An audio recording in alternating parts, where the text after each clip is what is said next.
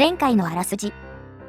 目黒超心理学研究所へ取材に来た白鳥は、所長の目黒に、百鬼についての見解を尋ねた。研究所内を見せてもらっていたところ、古い磁気測定器が突如反応する。それは、百鬼の時も反応したという。百鬼とは逆の反応をする時もあり、相反する存在だろうということだった。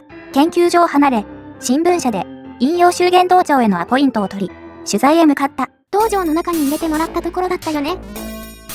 よく手入れされた庭ですね。白鳥さんは超能力を持っているのですか？そんな力はありませんよ。百鬼の異変でようやく超能力のことを知り始めたのですから。その百鬼のおかげで超能力者は人類の敵だと罵られ、道場は石を投げられるわ、弟子たちには逃げられるわで大変なことになりました。スプーンを曲げるくらいのわずかな超能力を持っていたために、その人は民衆から親の敵のように思われる時代になりました。超能力を目指すあなたたちには大変ですね。確かに、こんな状況じゃ使えるようになりたいとは思わないよね。超能力に関係した場所にしては、落ち着きのある庭だ。もっと近代的な感じだと思っていた。中庭は、松の木と大小の石が置かれ、その隙間が自然と道になり、奥に道場の建物が見える。この庭の磁場が変なのか、先ほどから肌に静電気が走るように感じてくる。杉山さん、肌に静電気が撫でるように感じませんか？道場に近くなるほど強く感じてきます。吉野師範のサイコキネシスで通称 PK と言われる超能力です。白鳥さんに歓迎の挨拶を送っているのでしょう。いやいや、どういう挨拶？この肌に刺すような静電気が超能力ですか？このような体験は初めてです。PK を止めたのですか？肌の刺激がなくなりました。ここが道場です。どうぞお入りください。白鳥と杉山は道場の中に入った。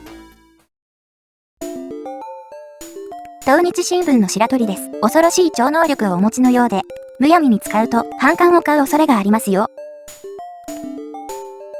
吉野さん、また PK を使いましたね。白鳥さん、あなたも心を閉ざす超能力のサイコバリアを使っているくせに、私は読心術も使えるのですよ。そんなの使えるの？というか、読心術って何か読み取ろうとしたの？私は超能力など持っていません。何かの間違いでしょう。俺たちがサイコバリアを破れないことを知ってバカにするのですか？あなたは相当な超能力者のようですが、俺には得意な PK がある。ここで超能力の試合をしましょう。勘違いで絡まれちゃってる感じ。吉野さん、そんなことを言われても困ります。私は超能力者などと違います。吉野さん、冷静になってください。白鳥さんは先生が呼ばれた方ですよ。吉野は白鳥の心を読めないことに傷つけられたのか、必要以上に絡んでくる。参ったね。興奮しちゃってる感じ。あなたは超能力者のくせに隠すなんて卑怯だ。光と闇の超能力者の記事は自分を守るために書いたのでしょう。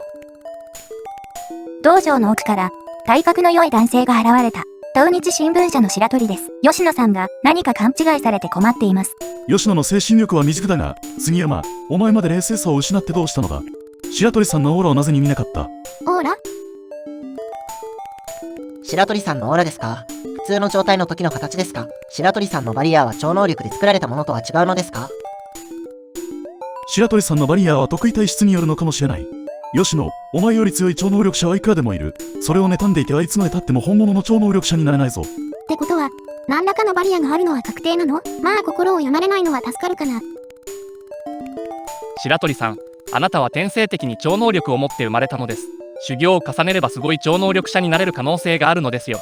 私に超能力者としての素質があるのですか？白鳥さんがその気になれば、私以上の力を持てる超能力者になれるかもしれません。しかし、力は磨かないと育ちません。剣竜は超能力者の素質があると言ったが、辛い修行には耐えられない。今のまま新聞記者を続けていた方が楽だ。まあ、それで仕事を辞めるってのも確かにないかな。白鳥さんが超能力を必要になった時は、引用修験道場を思い出してください。話がそれてすみません。今日取材に来ていただいたのはあなたの書いた光と闇の超能力者のことですか？他社の超能力者の記事はあるもの扱いで無責任に書いていますが、白鳥さんは百鬼の同志とただの超能力者との違いをはっきり区別して書いています。そこで引用修験道場の真の目的を聞いてほしいのです。私が修行していた時、5人の超能力者がいました。修行が厳しくて逃げたと思っていましたが、実は政治家に利用されていたのです。私も誘われましたが、その政治家には百鬼の言う闇の波動に侵された者たちで私は断りました。闇の波動は地球を破壊するために必要な人間なら超能力者だけでなく誰でも犯してしまいます。闇の波動ってそんな前からあるんだ。私は闇の波動に立ち向かうために陰陽修験道場を作りました。超能力者を育て、力の誘惑に負けない精神力を鍛え、神の子として人間に生まれ、その真の目的を自覚するのです。精神力を高めれば、なぜ地球に生まれたかを悟り、超能力は闇の波動で侵された物欲を捨てさせ、自然を育て地球をもっと住みよくします。だから闇の波動は超能力者たちを標的にするのです。地球を滅ぼしたくなければ、人間は自覚して超能力を磨き、闇の波動に侵されない精神力を身につけるしかないのです。自然を愛する心を持った人は、まだ闇の波動に侵されていません。剣竜は、顔を赤くして真剣に話し続けた。剣竜は、なぜか超能力を見せてくれなかった。悟ることがあって禁じているという4人の会話は、外が暗くなるまで続いたため、白鳥は帰りが遅くなった。いや、勢いすごかったけど、いまいちよくわからなかった。悪い超能力者が昔からいるってことは分かったけど、陰陽修験道場を出た白鳥は、剣竜の言葉に興奮し陶酔していた余韻を楽しむかのように思い出しながら、大通りを歩いていた。すっかり影響されてる。超能力と精神力、光と闇の波動、闇の波動を払うことで地球が救える自信が湧いてきたとき、公園から悲鳴が聞こえた。後に、男の怒鳴り合うような叫びが起きた。白鳥は喧嘩好きではないが、そのまま通り過ぎるほど臆病でもない、争い合う言葉の方向に走っていった。一人の男が倒れ、若い女性が、ハンカチで血を拭っている。その横で、見るからにヤクザとわかる男が1対2で向き合っている。これはさすがに警察とか呼ばないとまずいのでは。ヤクザは、体格が良い背広を着た2人の男と、痩せたチンピラ風の男だが、なぜか、背広の男の方が、頭に油汗を浮かべている。痩せた男は息切れ一つないのに、2人の男は肩で息をして、腰は引け戦闘心がなく、防備に懸命だ。痩せた男の構えは隙だらけだというのに。これもしかして早速ってこと？ヤクザの喧嘩です。素人の方に邪魔をされては迷惑ですから、離れていてください。あの女性も？里見お嬢さん、その方と一緒に逃げてください。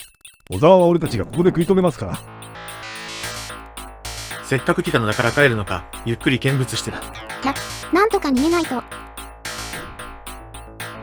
倒れている男は血を流している。バカな喧嘩をやめて、病院に運びなさい。私たちは新婚組のものです。この男は小沢といい、白組の中でも下っ端で喧嘩もできない男ですが、不思議な力を使い切りの者を一瞬に殺してしまいました。小沢は殺人鬼です。あなたは逃げてください。逃げたいところではあるけど、小沢は、闇の波動に侵された超能力者です。あなたたちでは喧嘩になりません。ヤクザの面目なんて捨てて逃げなさい。まあ白鳥も相手にならないわけだけど、私も戦います。あなたたちを見殺しにして逃げるなんてできません。お嬢さん、逃げてください。そこの人、お嬢さんを連れて逃げてください。ここからは誰も逃がさん。俺様から逃げられると思っているのか。2人の男を犠牲にしても、小沢から里見を助けなければならない。増えた。白鳥が里見に近づこうとしたとき、もう一人の小沢が立ちふさがった。小沢が2人になったのだ。小沢が両手を広げて、2人の男に近づいた。相手を殴れる距離だというのに、なぜか2人の男は動かなかった。どうした？喧嘩が嫌いになったのか。早く殴ってこいよ。2人の男は、たまらず小沢に殴りかかった。小沢の両手は、その拳を手のひらで受け止めた瞬間、2人の男が悲鳴を上げた。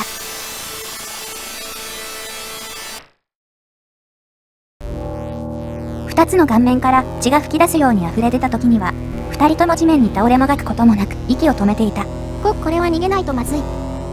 小沢が、白鳥と里見に向き直った。小沢は、会心の笑みを浮かべているつもりだが、白鳥には、殺人鬼の引きつった笑いにしか見えなかった。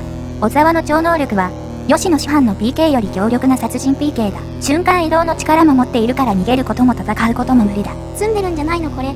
お嬢さん、俺には小沢の超能力に対して何も力はない。あなたを助けることは残念ながら不可能です。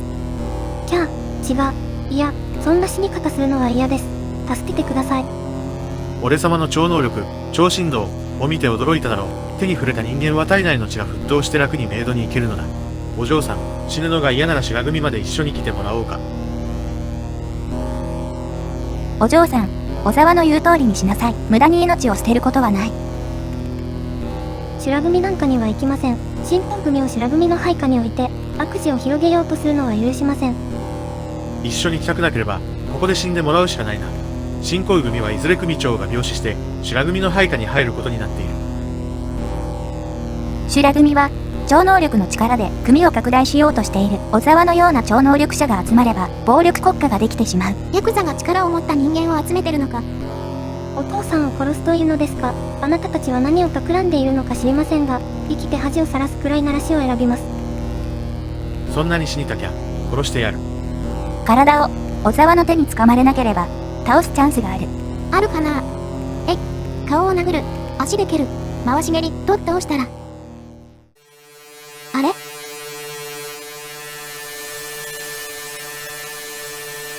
いきなり剣竜が白鳥と小沢の間に現れた。剣竜がテレポートしてきたのだ。助かった？剣竜がテレポートで現れたため、小沢の顔から闇が消え、剣竜を睨みつけている。剣竜さん助けてください。奴は超能力で PK を使う殺人鬼です。間に合ってよかった。公園の方向から超能力の PK で乱れた波動を感じたので、もしや白鳥さんの身に何か起こったと感じ、超能力でテレポートしたのです。この男は超能力者ですね。貴様も超能力者か。俺たちと組んで白組を日本一の暴力団にしないか。超能力があれば警察なんか怖くない。仲間になる。この方はあなたの知り合いですか？剣竜に余裕がある。小沢を倒せる PK を持っているようだ。小沢のことは剣竜に任せよう。私は闇の波動に侵された超能力と戦うために修行したのです。あなたと敵対しても仲間に入ることは無理です。あなたの超能力では私を通すことはできません。自信ありそうだね。せっかく手に入れた超能力だ。俺は自由に使わせてもらうぜ。貴様一人いなくても俺たちには関係ない。俺の PK で死んでしまえ。小沢が両手を突き出して剣竜に飛びかかった。